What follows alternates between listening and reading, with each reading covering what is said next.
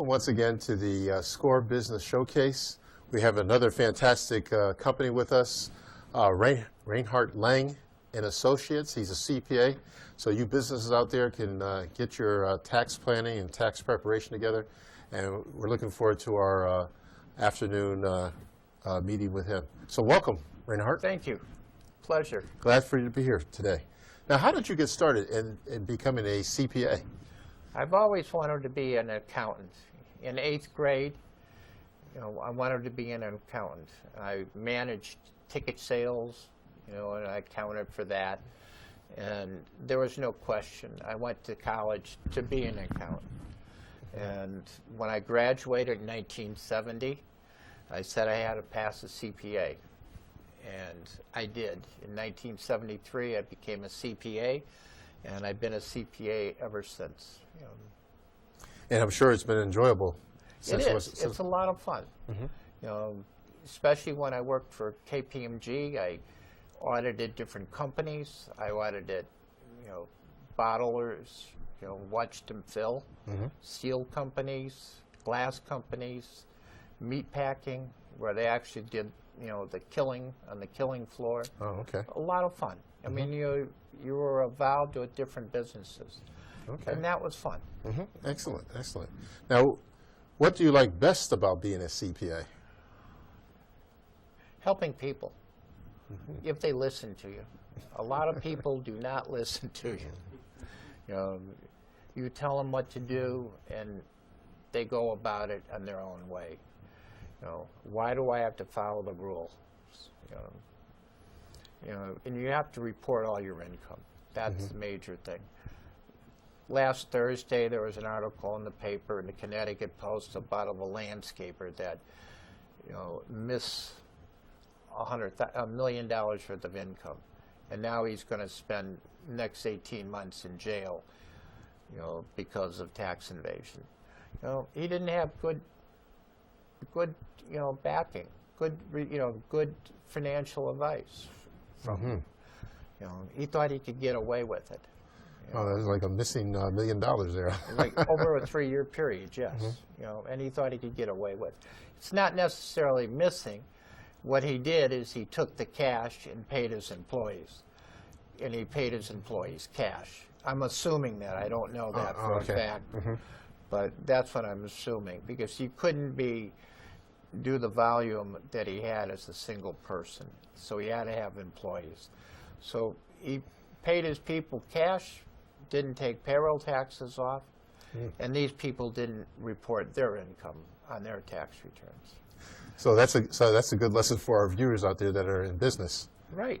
You report everything and try not to pay cash to your employees. Anything over $600 in payments, you must give a 1099 to that employee. And that employee will have his Social Security number and the amount received, and that gets mailed to the IRS. People don't do this. People, pardon the expression, cheat. And that's the difference between like a good qualified CPA and maybe somebody else, that they would say, oh, we'll just let it go. We're doing the law.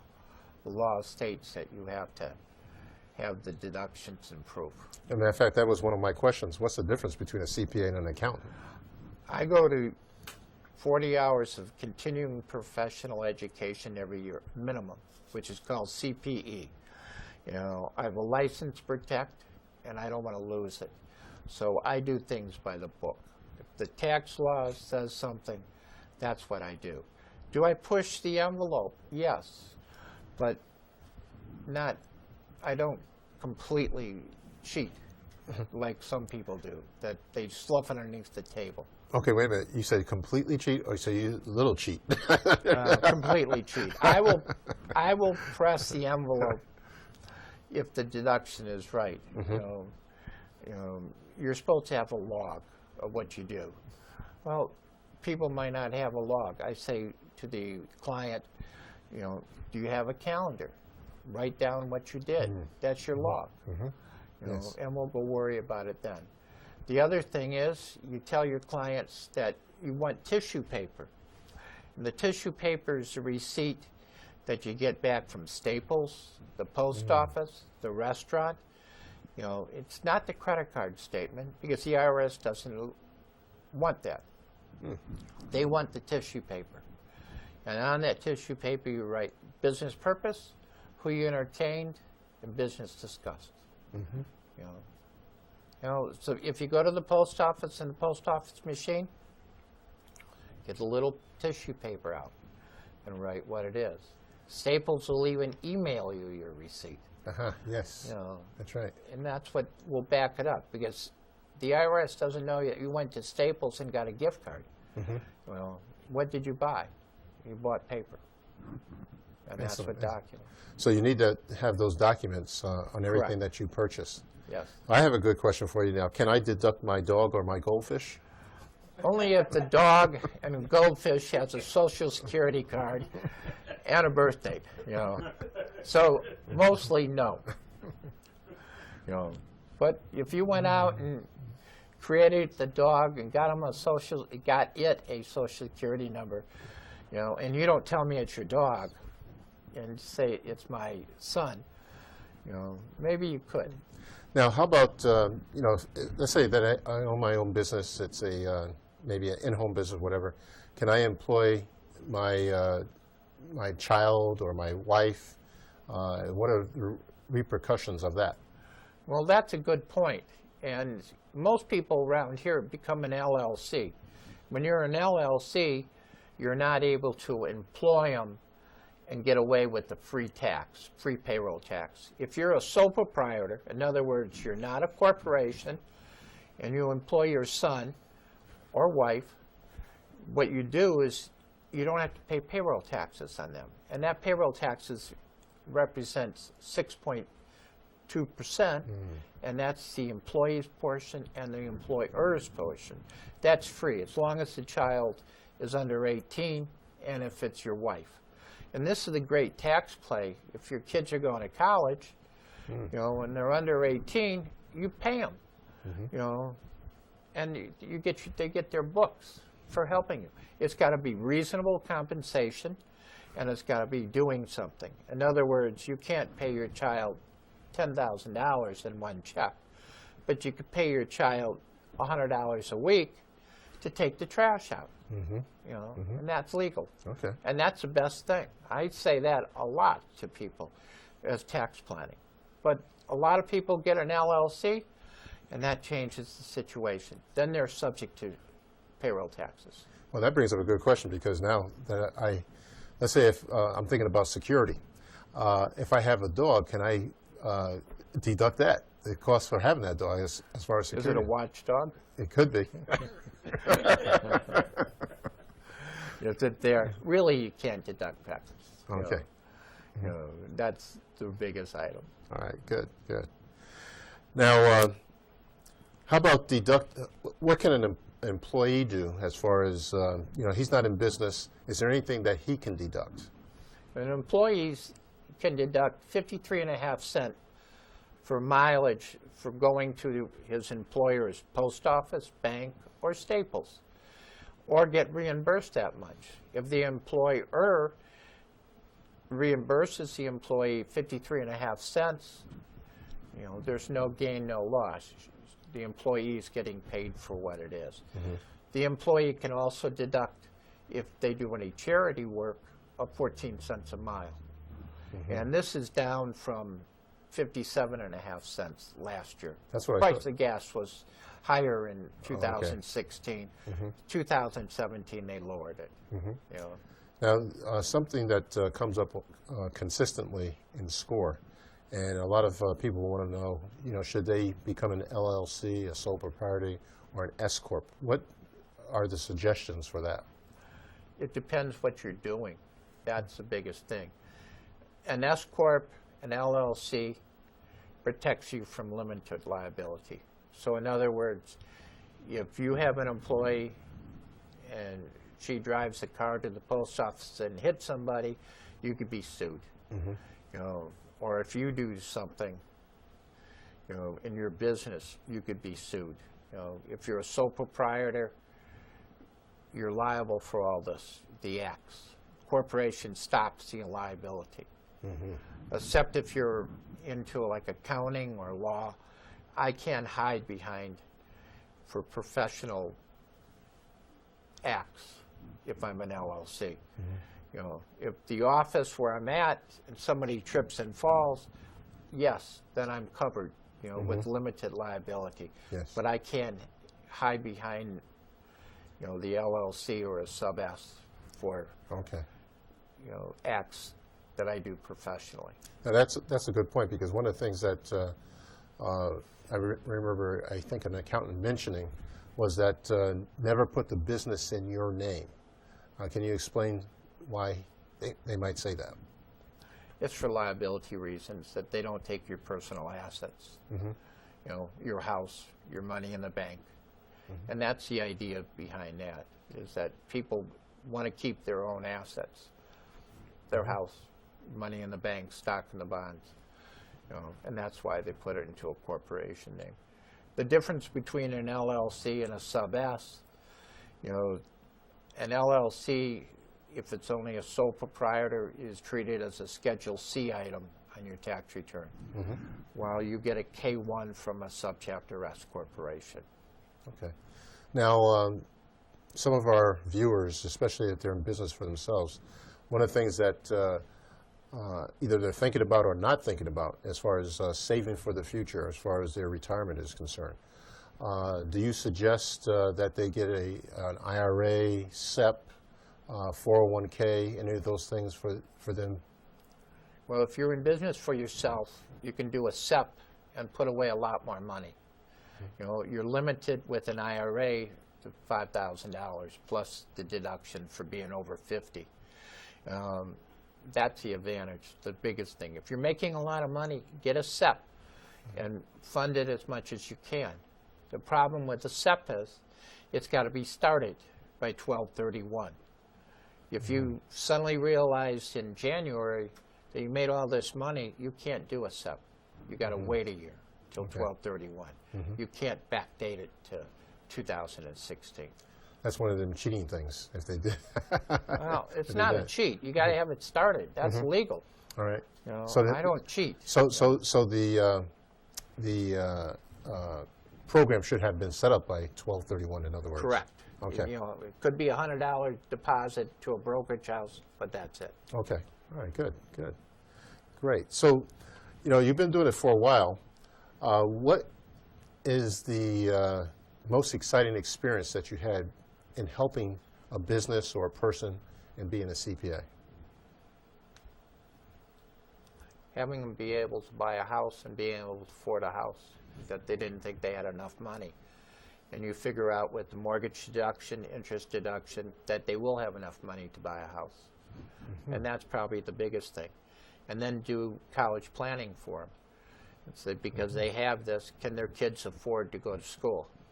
Or do the kids end up with $200,000 in debt?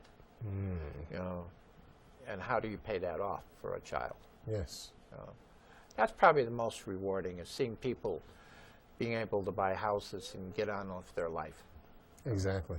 Matter of fact, we've had that experience being in financial services. I've seen that, and it is a rewarding feeling when you're able to help a person. It's gratifying, actually, helping in those areas. We really appreciate you showing up today, especially our audience out there, especially the things when it comes to savings, personal savings. The SEP is a great idea that you brought out, where you can put a lot of a big bang as far as savings is concerned compared to the IRA. 15% or 25% of your net income. Now, briefly talking about that, what is the difference between an IRA and also a Roth IRA? Okay. A Roth IRA means that you could withdraw the principal after 5 years when you're 59 and a half, and any interest that you earned on it is tax-free. Okay. You know, on a regular IRA, everything is taxable, but you also get a deduction on your tax return for your regular IRA. You do not get a deduction for a Roth IRA. Oh, okay. All right, good, good. Thank you very much. So in other words, if you're making $30,000 and you put in $2,000 a regular IRA, you'll actually claim the 28,000. That's correct. Versus the 30,000. But the advantage with the Roth is you started early, so you get your 5 years in. Okay, very good. Well, we appreciate the time that you've taken, Reinhardt. All right, and anytime that person might be interested, you can get in touch with SCORE. We'll get you the details to Reinhardt, how he can actually help you in your business. So once again, thank you very much for joining us here at SCORE, the SCORE Business Showcase. Thank you.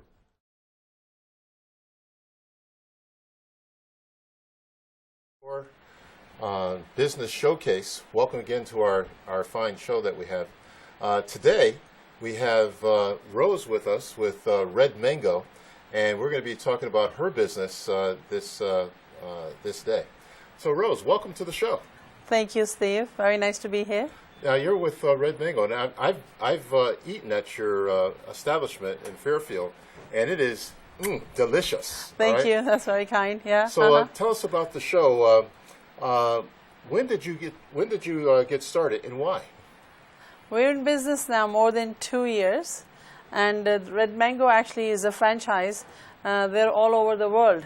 It's an international franchise, and I have, being that I'm a New Yorker originally, there is lots of them in New York, where we live, in Long Island, in Manhattan, and we were looking to start a new territory. And we heard only good things about Connecticut. We have some friends here who have lots of businesses, and they highly recommended to start a new territory. So here we are in Connecticut, and we opened a brand new Red Mango in Fairfield, in the heart of Fairfield. Well, welcome to Connecticut. Thank you, thank you. Now, how have you been in business before? Yes, actually I've been in business all my life. Before I got into the food industry with Red Mango, I used to be in the fashion industry. I was in business for almost 24 years, manufacturing overseas and selling to everybody in the mail order business, and it was fantastic. I loved it. It was passion of life those days, and now Red Mango is my passion of life, of course. Yeah. Fantastic, fantastic. Yeah. Well, you know, I'm kind of in the fashion business too, so to some degree, because I do a lot of fashion photography, right. A little bit on the side. We got the grandchildren involved and everything, so I know what you're talking about. Yeah, it's very exciting. Yes, it is. Yeah. Yes, it is. Yeah. Now, going back to Red Mango, what type of options do you have there? Actually, Red Mango is all about healthy food options. There is lots to offer, and it's wonderful to see that how people appreciate everything that we do offer there. Something that has turned things around, I think, for us and even the community. Like, we have a fresh juice bar in-house. We offer juices, and we offer a special program which has helped people in so many ways. I mean, from their health issues, you know, from day-to-day making a lifestyle change, feeling more energy, you know, dropping some weight. I mean, everyone comes back with great results. I mean, 100%. It's been phenomenal. I mean, it feels so good to have something so good to offer to your community. So our fresh juices that we make in-house is one of the options. And then we make great, delicious, healthy food. Everybody loves our menu.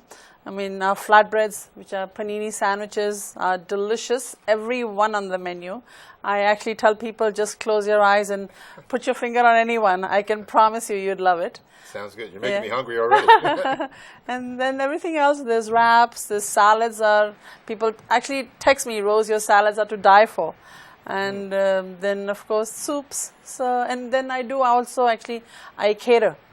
Oh, really? So, yeah, so which is something that I'm loving. And people are also enjoying it.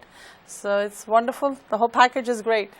Now, tell me about your soups. Do you have soups there? Oh, yeah, very much. And I realized that Connecticut people love soups. I didn't know that. So I'm glad I do. Yeah, and you know, again, it's a good meal replacement instead of eating something heavy, especially on the East Coast in the winter months. You know, that's something that people look forward to. So yes, we have soups, and all of them, every one of them is delicious. Chicken and dumplings comes to mind that people love. Butternut squash, I'm told it's the best in town. Turkey sausage is everyone's favorite, my personal favorite as well. So all of them are very good. I would love for all of you to try. Yes. So our business owners, please don't come on down. She's making me hungry right now. But how about our gluten-free audience out there? Do you have anything to help them? Yeah, actually we do offer gluten-free as well as dairy-free, and in the food we have gluten-free options. We do sandwiches and other things, and it's anytime, and even in our catering. So yes, there's a lot more than just simple regular food. Right. I mean, there's all of them are healthy options. Now, how about for the people out there that do juicing? Do you have anything to help them? Oh yeah, very much. Like I said, with the juices that we do, the juice bar that we do, there is, there's help in every way, which is what I'm so proud of. Because when I see people come back to me and bring a friend or come back to do it over, we all love to party. But then we know after a party there is something to fall back on and detox with those juices. Mm-hmm. And yes. It has shown great results. Yeah. Uh-huh. Now, what have some of your successes been with Red Mango? Well, I mean, the good thing that I feel about Red Mango at this far is that I've actually become a vendor for Bridgeport Public Schools. And I'm really, thankful for that, and I'm excited being part of the school and the community and the young children. That has shown me the path to success, hopefully one day soon. So yes, I would say that's the key right now. The highlights of my Red Mango is being part of the public schools. Fantastic. Yeah. Fantastic. Now, which public schools have you been involved with? Actually, almost quite a few. Not all of them, but almost all of them. Most of I would say, the elementary ones. And near me is Black Rock, Blackham, Bassick, Central. There's so many. I mean, the list is. Park City Magnet that we just did Teachers Appreciation. And so many. I mean, there's I think about total 20 plus that we serve. Yeah, even John Winthrop, and I actually started out with Discovery Magnet, which is not a public school, but that's how I started out into the school industry, I should say, which opened up the doors, and everybody loved everything that we offered, and they guided me through, and we became a vendor. Well, maybe, too, you'll be a hit at the universities and also the colleges in the area. I would love to see that happen. That was my reason to actually being where I am, because I am in the heart of universities. We are very close, literally around the corner from Fairfield University, and very close to Sacred Heart. And then also University of Bridgeport that I already work with. They've all been very supportive and very kind. So I really enjoy working with them. And again, it feels good. It's a great feeling when the kids come up to you, because they believe in your product. Nowadays children are very smart. They all want to make the right choices. They want to eat healthy.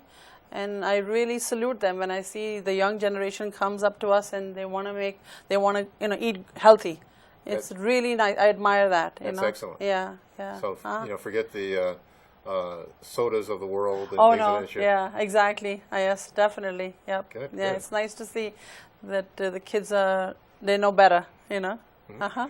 Now, what made you move from New York to Connecticut? Well, like I said. Red Mango, there's quite a few of them in New York, and I wanted to start a new territory. So here we are in Connecticut, counting on Connecticut to make it success, and hopefully one day have more than one Red Mango. Mm-hmm. Yeah. Now, do you do any advertising as of yet? Well, we did quite a few in the beginning, like any new business does. But nowadays, I feel the advertising is all social media. I kind of believe in the power of, and that's what we do. We are constantly on Facebook, Instagram, Twitter all day long. And yes, it has helped us. Yeah. Excellent. I think we probably need to do more, but in time, yeah. Excellent. Well, one of the suggestions, too, is being part of the chambers of the area. I know there's a Bridgeport Regional Business Council. Right. We've talked about that before. Yes. And there's some exposure there. Yeah, no, I'm definitely being part of the chamber in Bridgeport. So you will see me there. Yes. Excellent. Excellent. Uh-huh. Now, as far as one of the things I wanted to point out, because I was at your establishment in Fairfield, and what I was impressed about was you're located in Fairfield, yet one of your customers comes all the way down from Newtown, Right. to your establishment. Tell me about Yeah. the success with her. Yeah. What makes her come down? Actually, it's not only her. I mean, there's so many of them. Another incident that comes to mind, that some lady came to me and she said I don't know too much about Connecticut. I'm discovering Connecticut myself. And I think she said she was good 45 minutes away, I don't know what town. And she said, when I Googled something, healthy options, and she said, Rose, the amount of good reviews that you had online, she said, I told my husband that this is the place I want to go. I don't care where it is, you know. Fantastic. So like I say, that, you know, people are looking to make healthy choices, you know, and that's what we are all about, you know. I mean, I believe in health is wealth, you know. Yes. It's what we put in our body is what we are all about, you know. And you want to live this life, and you want to live it to the fullest. You want to live it, you know, enjoy every day. You need to take care of yourself. Well, I've had your sandwiches, and they're delicious. I particularly enjoy your frozen yogurt. I Yes. brought the grandchildren down for that. So we enjoy your establishment also. Thank you. Of course, we're going to talk about. Yeah, it's always a pleasure. Tell other people about your Definitely. place. Yeah. Our frozen yogurt actually is with probiotics. So again, that's, you know, good for a healthy immune system. So everything, basically, the whole menu about Red Mango is all healthy food options. And the good thing is that it's a perfect combination. It's not just healthy, it's delicious. Because one thing that I realize, that the moment you talk about something being healthy, people shy away from it. They think that healthy will something that they're not going to like. It's not delicious. But, you know, Red Mango food is actually delicious. You know, it's wonderful to see that when you see your, you know, customers come back to you, and they come back to you almost every day for a lunch break and all that, you know. I mean, I have teachers who come to me every day, you know. I mean, they believe in the food. They've seen how much, you know, how healthy it is and how delicious it is. So here we are serving the community. Excellent.